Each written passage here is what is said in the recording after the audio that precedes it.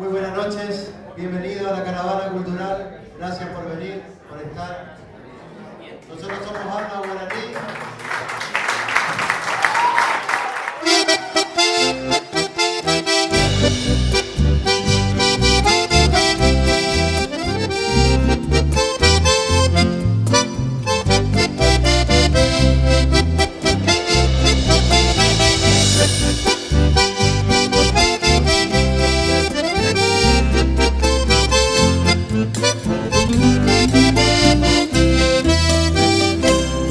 De lejos, amigos míos, y aquí mis señales voy a dar.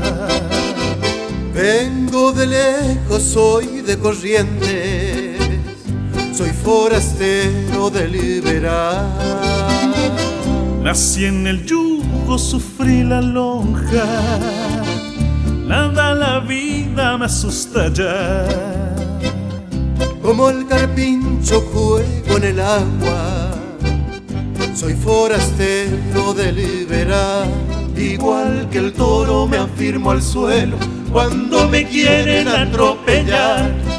Y cuando en sueños levanto vuelo, mi vuelo es manso como el chacal. Traigo en el alma brillo de luna y el silbo dulce del pajonal.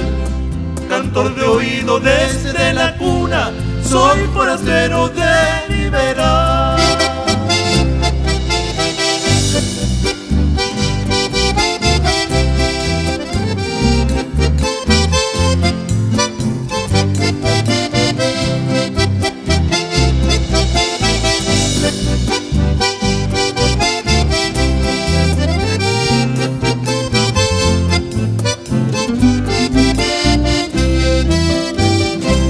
Mi guitarra las cuerdas tensas traigo templadas para cantar. No escondo nada bajo el ponchillo y siempre franco mi caminar. Pero prevengo cheque la ofensa, porque el insulto no se aguanta.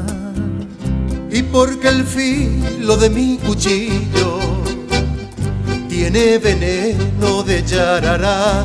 A todos tengo por mis amigos, a todos voy a respetar.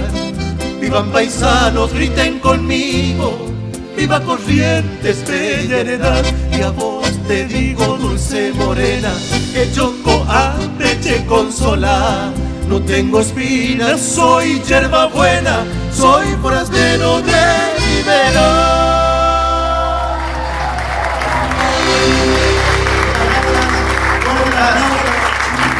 Alvarense del Equipo Polar, que hoy me está acompañando.